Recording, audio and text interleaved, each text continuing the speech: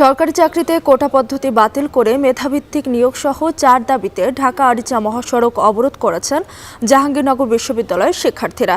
এতে দুর্ভোগে পড়েন সাধারণ যাত্রীরা। এ নিয়ে বিস্তারিত জানিয়েছেন হুমায়ুন কবির। সরকারি চাকরিতে কোটা পদ্ধতি বাতিল এবং মেধাভিত্তিক নিয়োগের পরিপত্র বহাল রাখা সহ 4 দাবিতে জাহাঙ্গীরনগর বিশ্ববিদ্যালয়ের শিক্ষার্থীরা ঢাকা আরিচা মহাসড়ক অবরোধ করেছেন।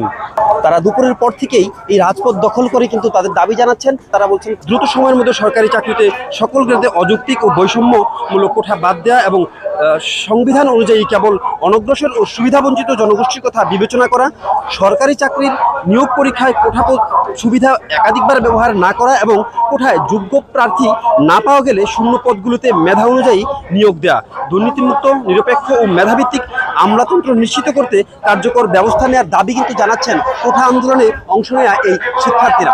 আগামীকাল কোর্টের রায় দেওয়ার কথা রয়েছে, সে রায় যদি কোটা আন্দোলনকারীদের পক্ষে না আসে তারা লাগাতার আন্দোলন চালিয়ে যাবেন এমন কথাও কিন্তু শিক্ষার্থীরা বলছেন। শিক্ষার্থীদের এই আন্দোলনের ফলে কিন্তু ঢাকা আরিচা মহাসড়কে দীর্ঘ যানজটের সৃষ্টি হয়েছে এবং যারা পথচারী রয়েছেন তারা কিন্তু অনেকেই বিরক্তি প্রকাশ করছেন। আবার অনেক পথচারী বলছেন শিক্ষার্থীদের এই আন্দোলন যৌক্তিক আন্দোলন, এই আন্দোলন মেনে নিয়ে শিক্ষার্থীদের এই দাবি মেনে নিয়ে আন্দোলন সমাপ্তির জন্য যাতে সংশ্লিষ্ট যারা রয়েছেন তারা যাতে এগিয়ে আছেন। কোটা আন্দোলনের সর্বশেষ নিয়ে জাহাঙ্গীরনগর বিশ্ববিদ্যালয়ের সামনে থেকে আমার কাছে এই ছিল বিস্তারিত। চলাচলের অযোগ্য হয়ে পড়ায় কোটি কোটি টাকা ব্যয়